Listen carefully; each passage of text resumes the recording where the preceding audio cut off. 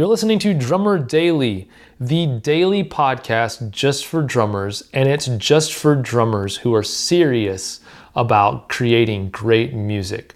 We don't show off, we don't get flashy, we create great music with others. Hey there, welcome back for more Drummer Daily. I am happy you're here. So today over the weekend, this is Tuesday, but over the weekend I painted my studio room. I'm getting prepared for this thing. I'm sure you're probably rolling your eyes at this point because I've talked about it so much, but I'm getting ready to announce something on May 1st.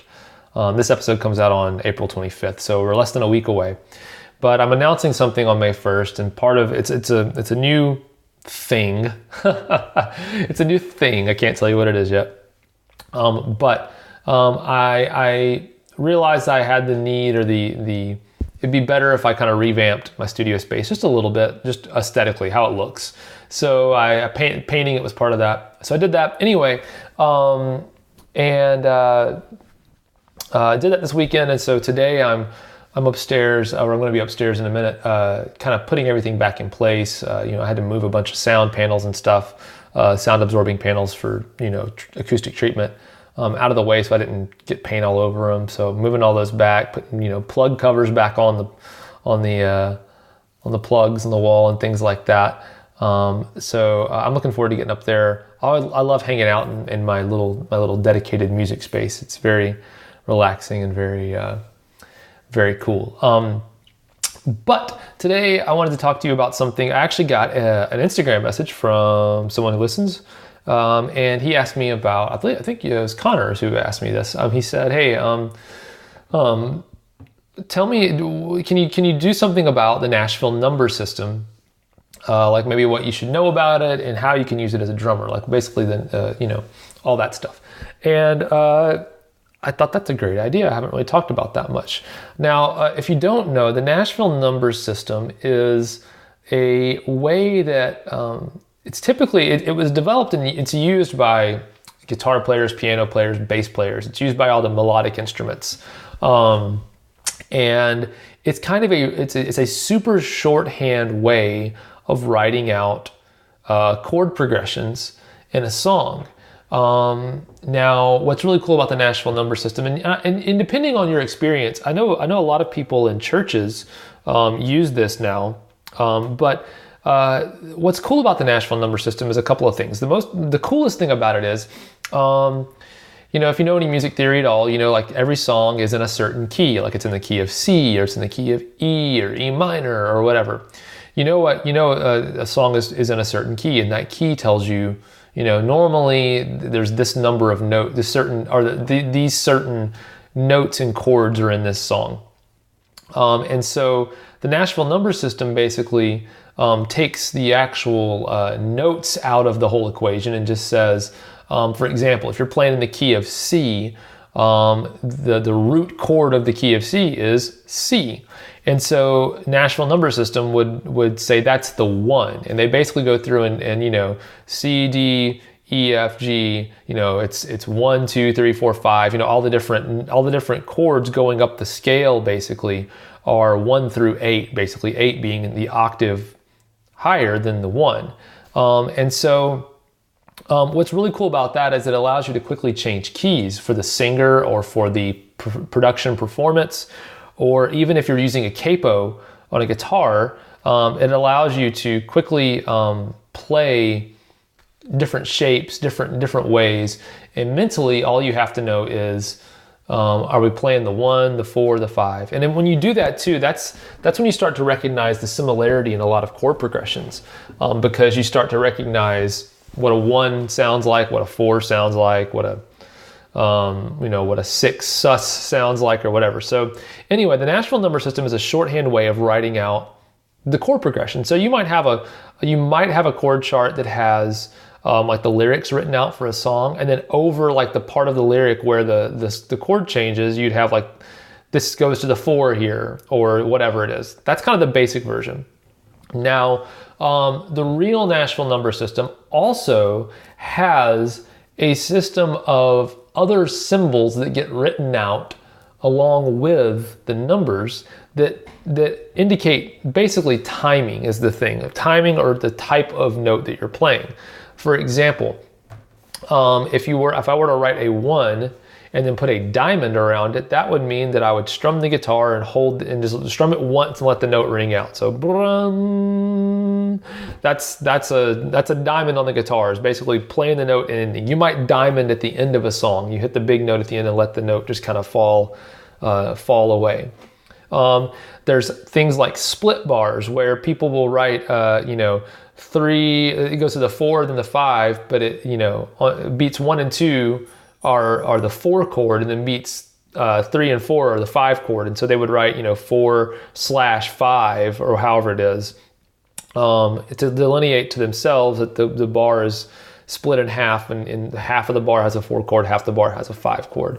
And so it's kind of like this numbered coded system of writing out charts. But like I said, what's really cool is once you can if you're a skilled or an experienced musician and you're in Nashville and you've used the Nashville Numbers System, you can listen to a song being played and you can chart it out pretty much as you listen to it one time through.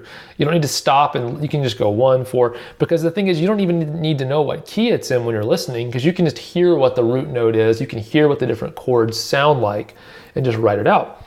So you can do that, but you can also write out the rhythm changes so you know where those are coming up. So I've sat in on sessions before. When I was younger, I had a studio, he actually was a studio vocalist, backup vocalist, who kind of took me under his wing and took me to some sessions so I could just sit and watch. And it was incredible to watch these professional musicians literally listen to a song they'd never heard before. And while they're listening, they're writing things down. And then after they've heard it once, they go into the studio, put on their instruments, drummer counts it off, and everyone plays it perfectly one time through, and they're done. One pass, one take, they never heard the song before, and they played it perfectly because they're able to use the Nashville Numbers System to write things down really quickly. And so they write these numbers down, and then the producer says, all right, guys, today we're going to play this song in the key of B flat or whatever it is. Everyone puts their capos where they need to put them or whatever they need to do, and then they're ready to go. So obviously, as a drummer, the actual chords themselves may not necessarily be that important, but I do want to talk about the Nashville Numbers System, at least at a base level, in case it comes up, and how you might use it as a drummer. The most important thing to remember as a drummer is that we are kind of if we're not the leader of the band, which I understand in church situations we're not a lot, if we're not the leader of the band, we do play middleman a lot. The idea that we don't have to necessarily always have our head buried in a chart means that we are heads up looking around and maybe noticing things going wrong before everyone else is. And knowing the Nashville Numbers System is a good way to basically start to communicate in the same language as your other musicians. So the Nashville Numbers System is important for that.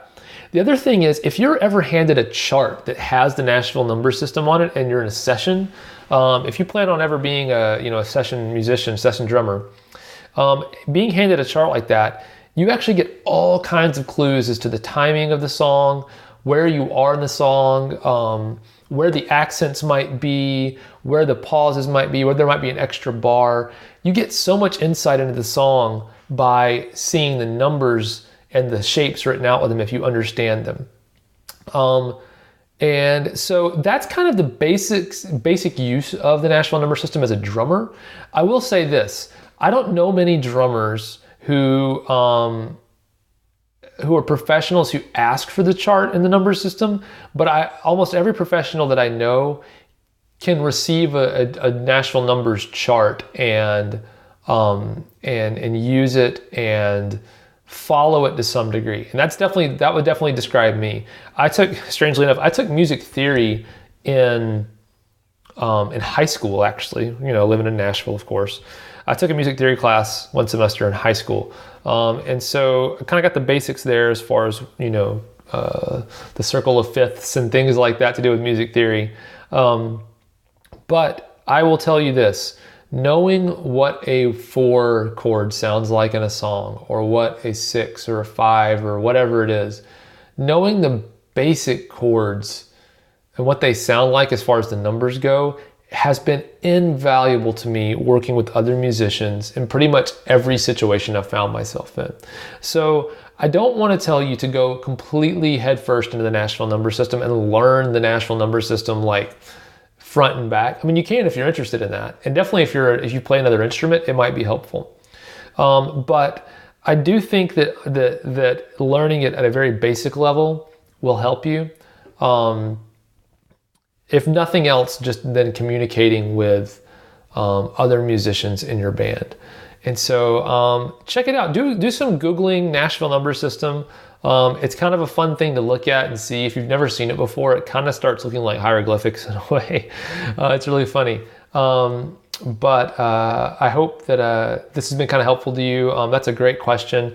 And it's called the Nashville Number System, but it's not just used in Nashville. Like I said, I know people all over the country who use this to discuss, playing songs that they've never heard before, really, which is why it's used in church a lot, I think. But anyway, hope you're doing well. We'll talk again really soon. Thanks for stopping by today. Go play some drums. Go have some fun. Bye for now.